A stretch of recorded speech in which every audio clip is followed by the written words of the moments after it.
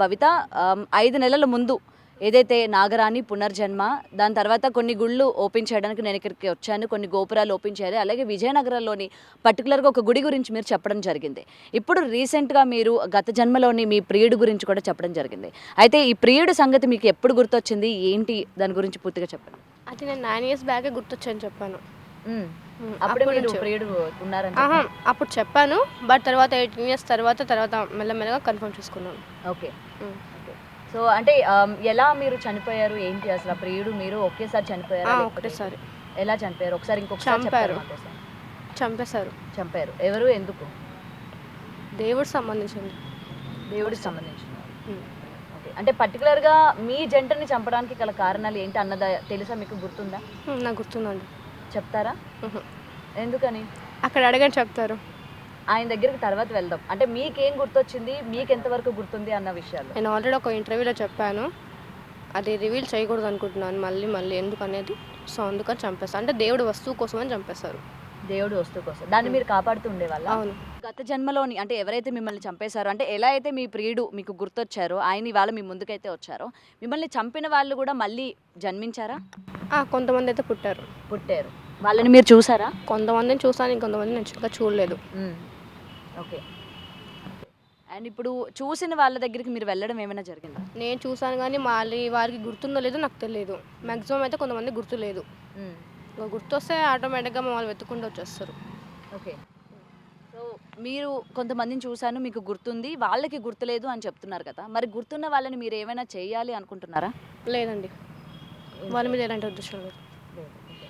Okay. ఏదైతే మీ ప్రియుడి story ఇప్పుడు తెరపైకి తీసుకొచ్చారో, నార్మల్గా ఒకసారి మీ లవ్ ఎలా స్టార్ట్ అయింది, ఏంటి అన్నది ఒకసారి చెప్తారా? లవ్ అనేది నేను ఆల్రెడీ చెప్పాను కదండి, ఫస్ట్ తనే ప్రపోజ్ చేశాడు అని చెప్పేసి చూసిన తర్వాత. సో అలా స్టార్ట్ అయింది. ఓకే. ఎన్ని ఇయర్స్ లవ్ చేస్తారు? నేనైతే ఫస్ట్ నుంచి చెప్తున్నాను, ఎప్పుడైతే అతను వచ్చాడు తనని అడిగి తెలుసుకోండి. ఓకే. సో అతనితోనే మాట్లాడతానైతే. నమస్తే అండి. నమస్తే. ఈ జన్మలో మీరు శ్రీనివాస్. అసలు శ్రీనివాస్ ఎక్కడ పుట్టారు, ఏంటి, భవిత దగ్గరికి రావడానికి గల రీజన్స్ ఏంటి? నేను ఎక్కడ పుట్టానో ఏం చేస్తున్నానో నాకే తెలియదు. కొన్ని కారణాలు ఉంటాయి చెప్పని, దానికి నేను చెప్పడానికి ముందుకు రాను. భవిత నాగకన్యని తెలుసుకున్న మరుక్షణం ఆమెను నిజం నాగకన్య అని తెలపడానికి ముందుకు వచ్చాను, ఆమె వీడియో చూసి. తర్వాత కొన్ని గుర్తులు ఆమె అడిగిన దానికి నేను సమాధానం చెప్పబట్టి 2 ట్రాలీ అయినాయి కాబట్టి అది నిజమని నమ్మింది. కొన్ని ఇంకా చాలా వరకు పరీక్షలు పెట్టింది, దాన్ని ఓకే చేసిన తర్వాత అమ్మాయి నిజమైన నమ్మింది. కానీ ఆ అమ్మాయికి గత జన్మ గుర్తున్నది అన్నది నిజం, నాగకన్య అన్నది నిజం. ఓకే. ఇంకేమంటారు? శ్రీనివాస్ గారు, అసలు అంటే మీరు నార్మల్గా చిన్నప్పుడు మీరు ఎక్కడ పుట్టారు, ఏం చదువుకున్నారు, ఏంటి అన్నది మీకు కొంచెం తెలుస్తూ ఉంటుంది కదా, అది చెప్పండి మాకు. ఇప్పుడున్న జనరేషన్ గురించి నాకు కాదు, ఇప్పుడు నేను చెప్పనా ఏమి. అంటే మామూలుగా మీ సొంత ఊరు ఏంటి అన్నది కూడా చెప్పరా? నా సొంతూరు ఇప్పుడు గుంటూరులో ఉంటున్నా, అదే నా ఊరు. ఓకే. గుంటూరులో ఉంటారు. గుంటూరు నాగలింగేశ్వర బాబా టెంపుల్లో ఉంటున్నాం. మీ కుటుంబ సభ్యులు, తల్లి తండ్రి ఎవరు లేరు. కుటుంబ సభ్యులు ఉన్నారు కానీ తల్లిదండ్రి లేరు. అంటే మీరు పుట్టగానే దూరం అయిపోయారా, లేకపోతే దూరం అయిపోయారు ఈ మధ్య కాలంలో.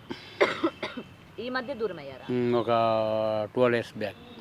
ఓకే. ఎందుకని కారణాలు తెలుసుకోవచ్చా, ఎందుకు దూరం అయిపోయారు? అంటే వాళ్ళు దూరంగా వెళ్ళిపోయారు? డెడ్. చనిపోయారు. ఇంకా అప్పటి నుంచి మీరు ఎక్కడ ఉంటున్నారు?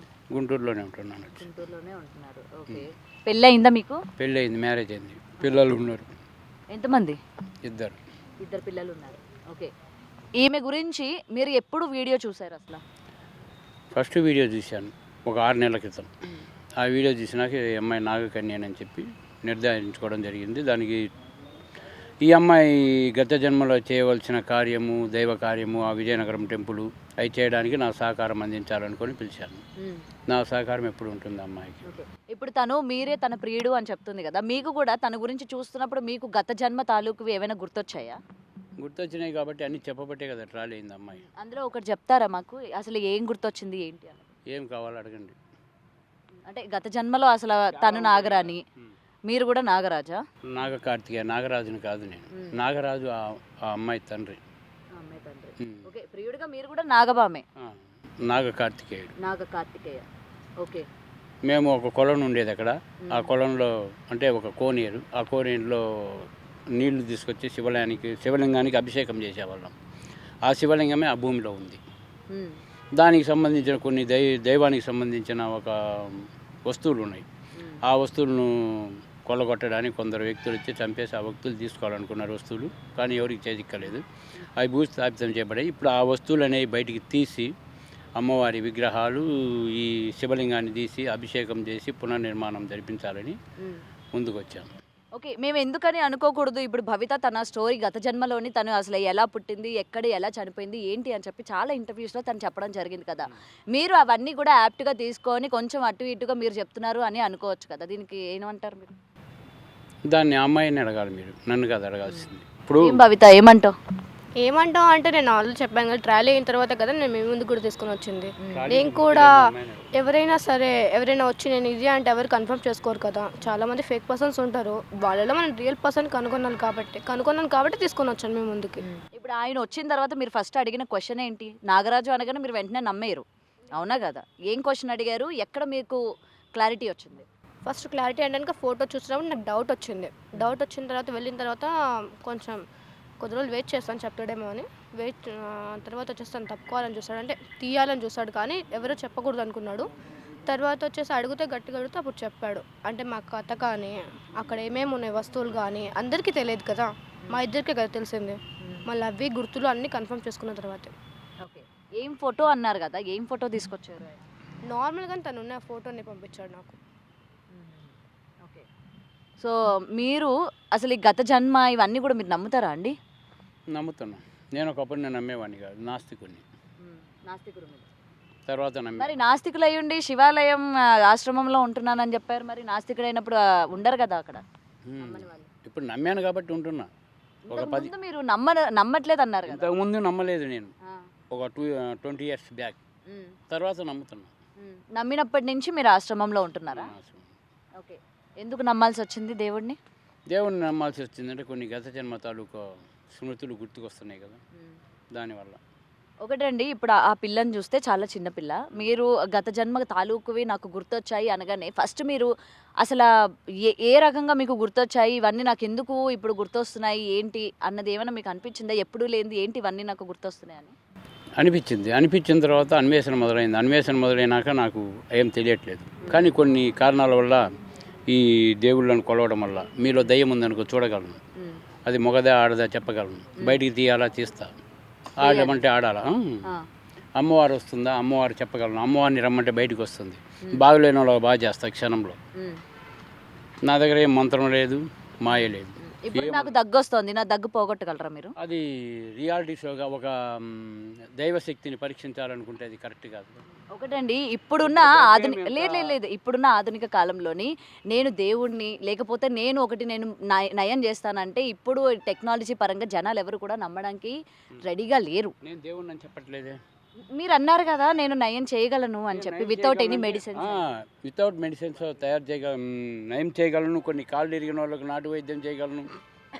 పుళ్ళు అలాంటి దగ్గు అనేది ప్రాణాపాయం కాదు కదా, ప్రాణాపాయ స్థితిలో ఉన్న. ఇప్పుడు అతను చూసావుగా గుండె నొప్పి, అది ప్రాణాపాయ స్థితిలో ఉన్నాడుగా, అది తగ్గిస్తేనే కదా. కొందరి కర్మఫలాలు ఉంటాయి, ఆ కర్మఫలం అన్నీ వదులుకున్న తర్వాతనే వ్యక్తి మారుతాడు. కొందరు దుష్టులు ఉన్నా కానీ మారాలని ప్రయత్నిస్తాను.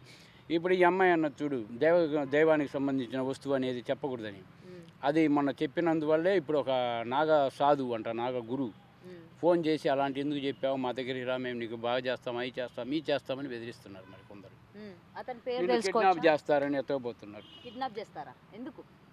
ఇలాంటివన్నీ తెలుసు కదా, ఒక నాగకన్య ఇలాంటివన్నీ తీపిచ్చి ఇవ్వగలదనే కదా వాళ్ళ నమ్మకం. మీరు జాగ్రత్త ఉండండి అని అంటున్నాడు. మా దగ్గర రండి, మేము నయం చేస్తామంటున్నాడు. మరి దానికి మీ మీడియా వాళ్ళు ఏం చేస్తారు? మొన్న ఒక అఘోర వచ్చాడు, సనాతన ధర్మం బట్టలన్నీ తీసుకొని ఆడవాళ్ళని కించపరిచే విధంగా తిరిగాడు. మరి మీరంతా ఏం చేశారు? ఈ ప్రభుత్వం ఏం చేసింది? ఈ పీఠాధిపతులు, ఈ మరి అలా ప్రశ్నించినందుకే కదా ఆమె కోపం వచ్చింది. మీరు అసలు అఘోరి కాదు అని చెప్పి అఘోరాలంతా లోపల ఉన్న వాళ్ళంతా బయటికి రాకుండా ఏం చేశారు వేద పండితులు? మరి మీరు ఆ రోజు అసలు ఎవరు నిజాలు చెప్తున్నారు, ఎవరు అబద్ధాలు చెప్తున్నారు అని చెప్పి మీకు ఎలాగ గత జన్మ గుర్తులు ఉంటాయి, ఎవరు నిజం చెప్తున్నారు, ఎవరు అబద్ధం చెప్తున్నారు అనేది మీకు తెలుసు కాబట్టి మరి ఆ రోజు మీరు బయటకు వచ్చి ఇతన్ని నమ్మొద్దు, ఎందుకంటే ఇప్పటికీ కూడా అతన్ని నమ్మిన వాళ్ళు ఉన్నారు, అతన్ని తప్పు అని చెప్పి వేలెత్తి చూపిస్తుంటే మమ్మల్నే తిడుతున్నారు కదా. ఆ టైంలో మేము మౌన దీక్షలో ఉన్నాం. అవును, కొన్ని నెలలు ఉన్నాం కదా, ఆ టైంలో మేమేం మాట్లాడలేం కదా. మరి దాని తర్వాత బయట మహిళా మండలి అని చెప్పి ఒక వ్యక్తులను అయితే ఇచ్చేయగలరు, కానీ ఒక మహిళ ఇలా తిరుగుతుంది ట్రాన్స్లేషన్ లేడీ, మరి మీ మహిళలంతా ఏం చేశారు మరి అప్పుడు? మహిళలకు అవమానం కదా అది. మహిళలు మాట్లాడారు కదా, మాట్లాడాలి కదా, బట్టలు ధరింపజేయాలి. కట్టారు కదా, బట్టలు కట్టించారు ఆంధ్రాలో కదా. కట్టారు, తెలంగాణలో ఎవరు కట్టారు? సరే కట్టించిన ఆమె ఏం చేసింది? ఇప్పకొని మళ్ళీ వెళ్ళిపోలేదా?